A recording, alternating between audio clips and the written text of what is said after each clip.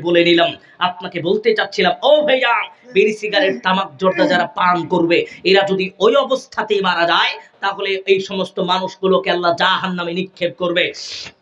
শুধু জাহান্নামে নিক্ষেপ করবে তা নয়, আল্লাহ সুবহানাহু ওয়া তাআলা তাদেরকে জাহান্নামীদের শরীর থেকে পচা রক্ত পড়বে, পচা পুষ পড়বে, এই পচা রক্ত এবং পুষ মিশ্রণ করে ওই মানুষগুলোকে খাওয়াবেন। দুনিয়াতে যারা বিড়ি সিগারেট তামাক জর্দা গুল খেয়েছে, এটা আমি আমার নিজের কথা বলি নাই, আপনি উড়িয়ে দিয়েন না, আপনি যেন তেন কথা বলে উড়িয়ে দিয়েন না। জি না, আমি যা বলেছি তা বলেছিলেন মুহাম্মদ সাল্লাল্লাহু আলাইহি ওয়াসাল্লাম, আর উনি যেটা বলেছে এটা বাস্তবায়ন হবে 100-100, এটা আপনাকে মনে রাখতে হবে। আপনি ওই পরিবেশ পরিস্থিতিতে পড়ে যাবেন যদি আপনি বিড়ি সিগারেট তামাক জর্দা গুলের সাথে সম্পৃক্ত থাকেন। বলতে চাচ্ছিলাম, আল্লাহর নবী রাসূল সাল্লাল্লাহু আলাইহি ওয়াসাল্লাম বললেন, এই উম্মত যখন বেশি বেশি বিড়ি সিগারেট পান করবে তখন এই উম্মতের উপরে বিপদ আসবে।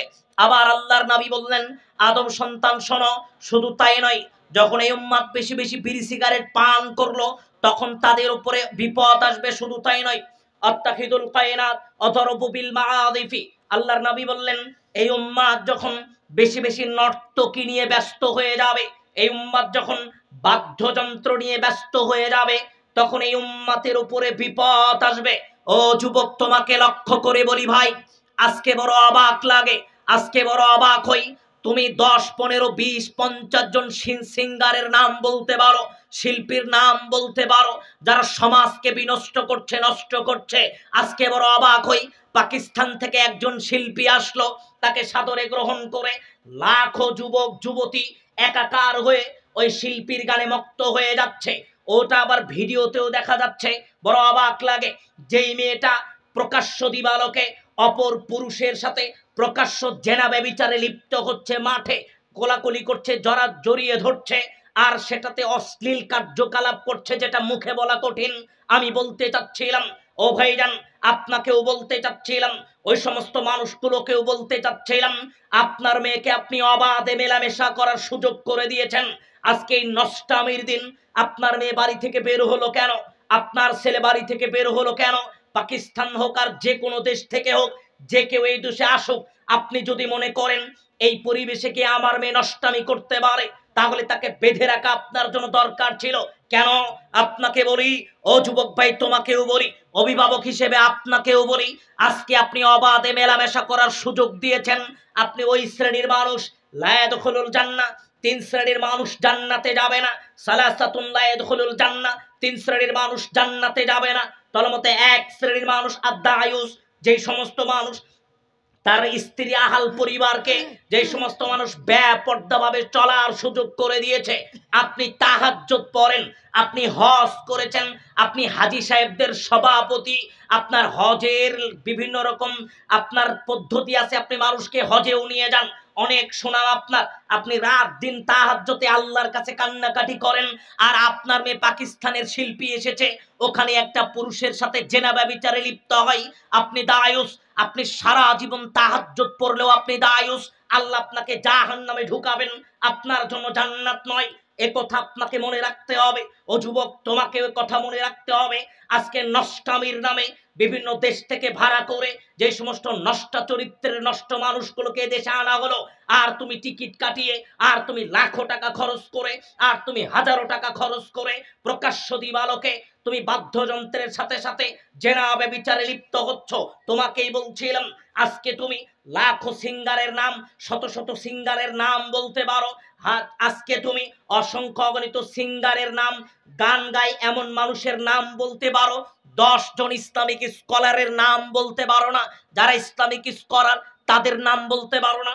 অথচ তুমি মুসলমান, আজকে তুমি দিনের অধিকাংশ সময় এই বাদ্যযন্ত্রের সাথে কাটানোর চেষ্টা করো, অথচ তুমি 1 মিনিট কোনোদিন সময় হয় না তুমি একটু কোরআন তেলাওয়াত শুনবা।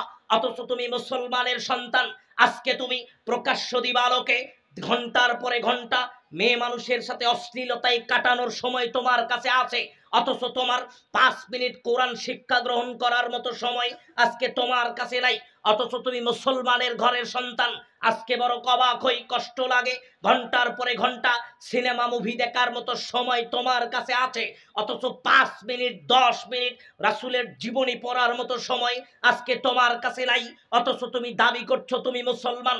আজকে বড় অবাক হই, আজকে তুমি ঘন্টার পরে ঘন্টা আইপিএল বিপিএল দেখে কাটানোর মতো সময় তুমি পাচ্ছ, অথচ 5 মিনিট 10 মিনিট সালাতের কোনো দো মুখস্থ করবা এ সময় আজকে তোমার কাছে নাই, অথচ তুমি মুসলমানের ঘরের সন্তান, মুসলমান। ও যুবক, তোমাকে বলতে গেলে অনেক কথা বলা যাবে, যেই কথা বলতে চাচ্ছিলাম যুবক ভাই, বাদ্যযন্ত্র থেকে আল্লাহর নবী বিরত থাকতে বললেন। আজকের দুনিয়াতে অশ্লীলতায় মেতে গেছে যুব সমাজ, আজকের দুনিয়াতে বাদ্যযন্ত্রে মেতে গেছে যুব সমাজ। আল্লাহর নবী বললেন 3টা বিপদ আসবে 3টা পাপের কারণে। যখন এই উম্মত নেশাদার দ্রব্য পান করবে বেশি বেশি, যখন এই উম্মত নর্তকীর সাথে জড়িত হয়ে যাবে, নর্তকী নিয়ে ব্যস্ত হয়ে যাবে, যখন এই উম্মত বাদ্যযন্ত্র নিয়ে ব্যস্ত হয়ে যাবে, তখন এই উম্মতের উপরে বিপদ আসবে, বিপদ আসবে, বিপদ আসবে। এ কথাই আল্লাহর নবী বলছেন। ও যুবক ভাই, মূল কথাটা তোমাকে যেটা বলতে চাচ্ছিলাম, আমার সময় শেষের দিকে যুবক, মূলত আলোচনায় তোমাকে যেটা বলতে চাচ্ছিলাম, আজকে বড় কষ্ট লাগে যুব সমাজকে দেখলে, আজকে বড় অবাক হই। একজন যুবক, জামালপুরের একটা মাহফিলে একজন যুবক এসে বলছে, ভাই আমাকে কিছু কথা বলতে হবে, উপদেশ দিতে হবে। কি? আমাকে কিছু কথা বলেন। কি সেই কথা? ভাইজান, 10 মিনিট 15 মিনিট 1 ঘন্টা 2 ঘন্টা সর্বোচ্চ 2 থেকে 3 ঘন্টা আমি খারাপ কাজ থেকে নিজেকে বিরত রাখতে পারি, তাছাড়া প্রতিনিয়ত প্রতিনিয়ত প্রতিনিয়ত খারাপ কাজের সাথে জড়িত হয়ে যাই। ও ভাইজান, ও যুবক ভাই, তোমাকে লক্ষ্য করে বলি, তোমাকে শুরুতে যে আয়াতটা বলছিলাম এটা আমি আমার কথা বলি নাই, আল্লাহ সুবহানাহু ওয়া তাআলা বলছেন লিউদিল্লান সাবিলিল্লাহ, যারা বাদ্যযন্ত্র শুনবে তারা আল্লাহর রাস্তা থেকে দূরে চলে যাবে। এই কথাই তোমাকে বললাম, তুমি যদি বাদ্যযন্ত্রের সাথে সম্পৃক্ত থাকো তোমার এই কানে আল্লাহর কথা ঢুকবে না। তুমি যদি গান বাজনার সাথে সম্পৃক্ত থাকো তাহলে তোমার কানে আল্লাহর কথা ঢুকবে না। এজন্যই তুমি ইসলামের প্রতি আগ্রহ প্রকাশ করো না, এজন্যই সালাত আদায়ের প্রতি তোমার কোনো আগ্রহ নেই, এজন্যই ইসলামিক কোনো কাজে তোমার কোনো আগ্রহ নেই। কারণ একটাই, তুমি তো অশ্লীলতায় মেতে আছো, তুমি তো বাদ্যযন্ত্রে মেতে আছো, তুমি তো খারাপ কাজে মেতে আছো।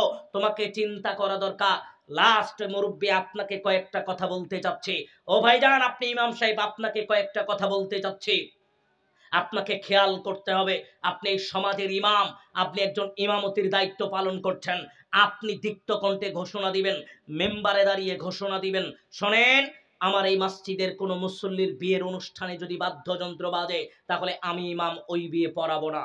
আপনি পড়াবেন না তো পড়াবেন না, পাশের ইমামও পড়াবেন, আপনি জোর গলায় ঘোষণা দেন। আপনি মসজিদের সভাপতি, সেক্রেটারি, আজও আপনি দায়িত্ব পালন করছেন, আপনি সমাজের দায়িত্বশীল, আপনি মসজিদে উঠে ঘোষণা দেন, শোনেন, এই সমাজের কোনো বাড়িতে যদি বিয়ের অনুষ্ঠানে গান বাজনা হয় তাহলে এই সমাজ থেকে তাকে বের করে দিব। আপনি সমাজ থেকে তার নাম কাটা দিয়ে বের করে দিলে অপর সমাজ তাকে নিতে চাইবে না। ওই সমাজেরও নিয়ম হবে বাদ্যযন্ত্র বাজলে তাকে সমাজ থেকে বের করে দিব। আপনি দায়িত্বশীল, আপনি দায়িত্বশীল, আপনাকে চিন্তা করতে হবে। আমি তো একজন দায়িত্বশীল, আমি সমাজের দায়িত্বশীল, আমি একটা মসজিদের দায়িত্বশীল, তার মানে আমি একটা সমাজের দায়িত্বশীল, তাহলে আমারও তো দায়িত্ব আছে। বড় কষ্ট লাগে, হাজী সাহেবের বিয়ের, ছেলের বিয়ের অনুষ্ঠান, হাজী সাহেব অনেক টাকা পয়সা দিয়েছে ছেলেদেরকে, কেন? 10 15 50 জন হলুদ শাড়ি পরে, 50 জন হলুদ পাঞ্জাবি পরে কয়েকটা গাড়ি নিয়ে চলে যাবে, আবার ওই বাড়ি থেকে 50 60 জন হলুদ কাপড় পরে চলে আসবে। ও ভাইজান, আজ থেকে 10 20 বছর 25 বছর আগে এই অপসংস্কৃতি বাংলাদেশে ছিল না। আজকের এই সংস্কৃতি ঢুকেছে আপনার অবনতির কারণে, আপনার অবহেলার কারণে। জি মুরব্বী, আপনার অবহেলার কারণে।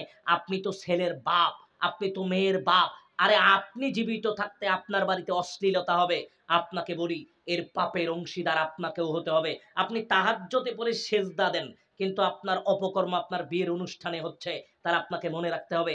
বড় কষ্ট লাগে, রাতের পরে রাত, ঘন্টার পরে ঘন্টা লাউড স্পিকারে গান বাজায়, আর এলাকার কোনো মানুষ ওই লাউড স্পিকার ভাঙ্গার মতো ক্ষমতা রাখে না।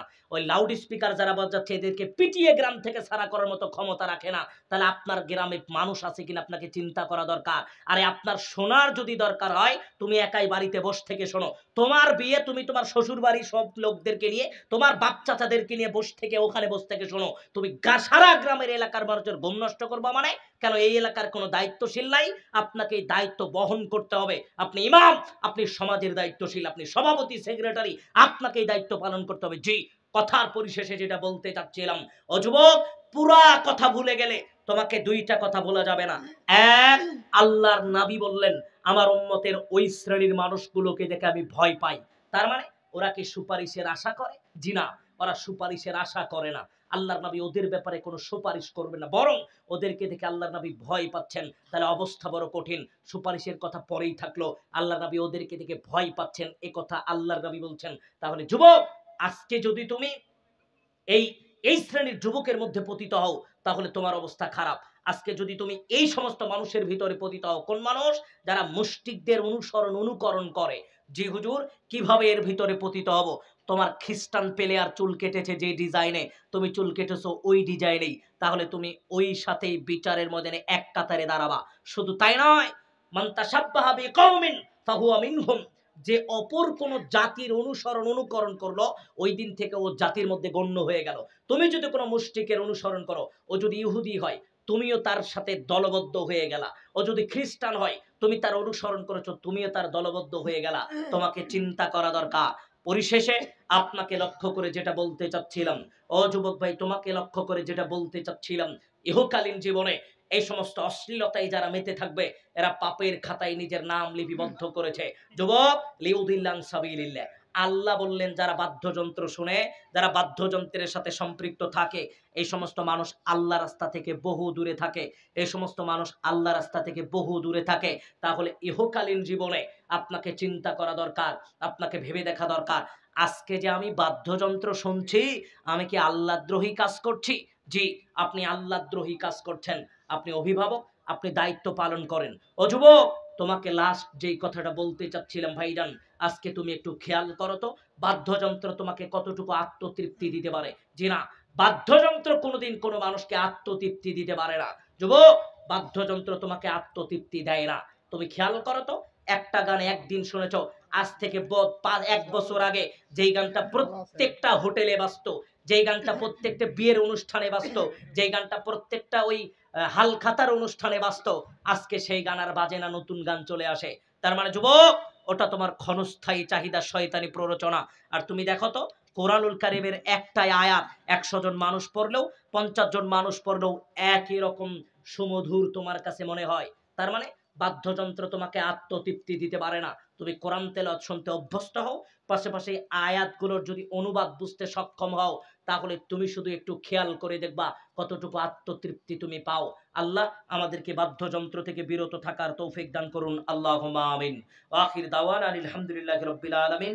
আসসালামু আলাইকুম ওয়া রাহমাতুল্লাহ।